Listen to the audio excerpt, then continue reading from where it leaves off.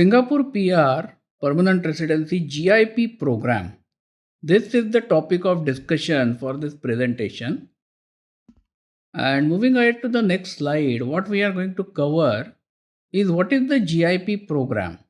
So GIP stands for Global Investor Program, which is administered by the Economic Development Board, EDB. How does it differ from other routes to become a PR in Singapore?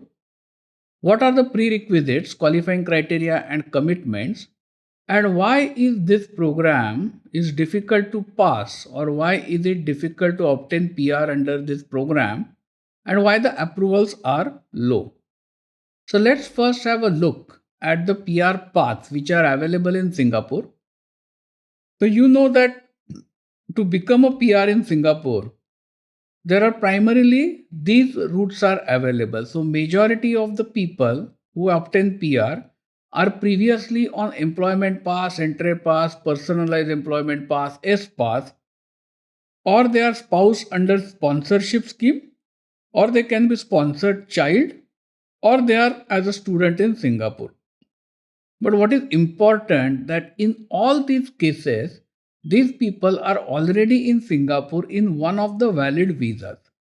And once they are in Singapore in one of the valid visas, after around 2 or 3 years of stay in Singapore, they can apply for permanent residency.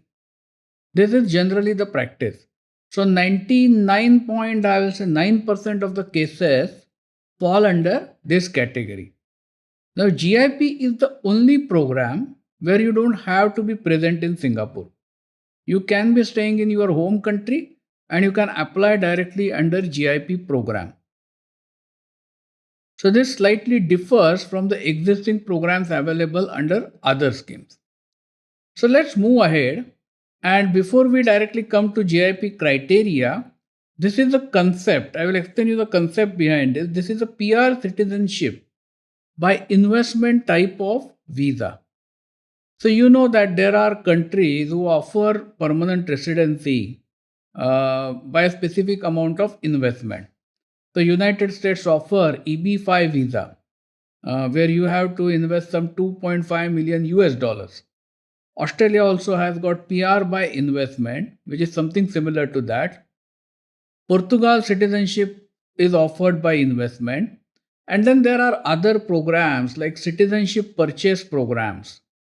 So you can buy directly citizenship in countries like Antigua and Bermuda, Dominica and St. Kitts and Nevis by paying some $150,000 or $200,000. The basic principle here is you put sizable money and get a PR or citizenship. So if you have monetary power, you can obtain that. And in all above programs which I highlighted, generally the amount that you have to invest depends upon the reputation of the country and the economic activity that is available within that country. So obviously USA and Australia are big countries. So they have more fund requirements. So what happens is people expect that similar program will be available in Singapore. They should be able to put some money and get a PR. Unfortunately, there is nothing similar. So even though the name GIP is by investment, it is slightly a misnomer. So this is a GIP program qualifying criteria. So you must qualify to be able to apply under GIP under one of these four pillars. So I'll go through briefly. I'm not going to run each and every point over here. But if you are an established business owner, so I'm talking about this first pillar, the key requirement is that you must possess at least 3 years of entrepreneurial record.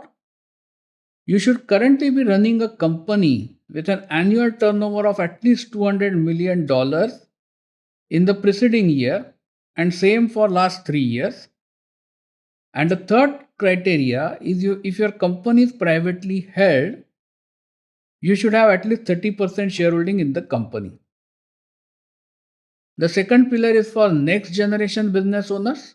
So next generation business owners means your family started the business. Maybe your father or your grandfather started the business. And now you are working in that company but you don't have any shareholding. So in that case, you can still qualify for GIP program provided your immediate family has at least 30% shareholding, or if the largest shareholder in the company you used to qualify. And the company's annual turnover must be at least Singapore dollar 500 million in the year immediately preceding, and same for the last 3 years. And then there is a founders for fast growth companies and family office principles. I will not go through these points through for those two pillars. Now, if you qualify in either of these pillars, then you will see at the bottom investment options are mentioned. So you need to commit then certain amount of money to be invested in Singapore, and those options are as follows. Option A, you can invest Singapore dollar 2.5 million in a new business entity or in the expansion of an existing business operation. Option B, you can invest Singapore dollar 2.5 million in a GIP fund that invests in Singapore based companies. Or option C, you can invest $2.5 million in a new or existing Singapore based single family office having assets under management of at least $200 million. So basically, if you qualify, then you have to take a commitment to invest Singapore dollar 2.5 million dollars in one of these options, and then you can file the application, and your application will be processed in specific time, and you will get a PR. So if you satisfy these requirements, generally there is no problem of getting the PR under this scheme. However, I have some key observations here. So the first part is investing 2.5 million Singapore dollar is still easy for many people in the world. So there are people who have their ancestral property, maybe they have sold some land, and they are sitting on a large pile of cash. And when they hear this GIP program, the first thing they ask is, if I invest $2.5 million, will I get it immediately? Now, unfortunately, that is not the case. You have to also qualify. So just because you have money, you cannot buy this thing for you. You have to pass qualifying criteria, and as you have seen, qualifying criteria is quite strict.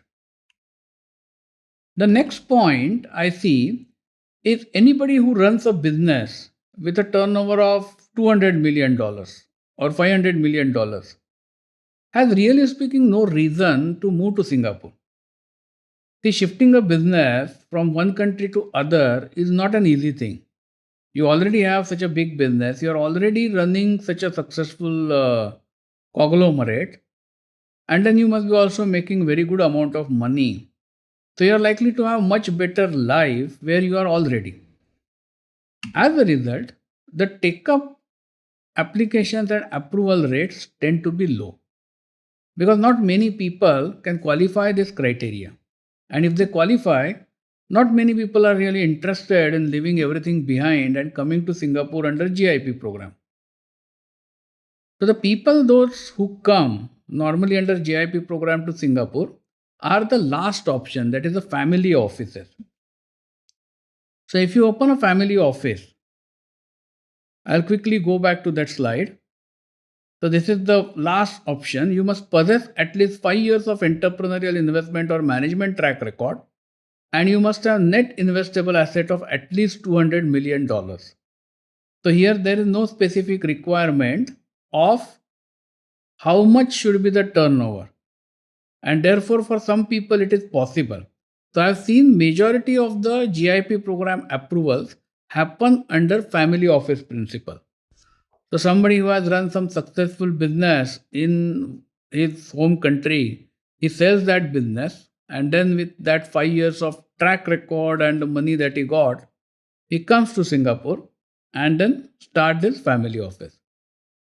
But generally the take-up rate in the first 3 pillars is quite low.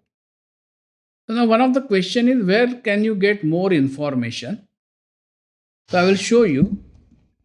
So search for Singapore GIP and you will get it here EDB website, Global Investor Program.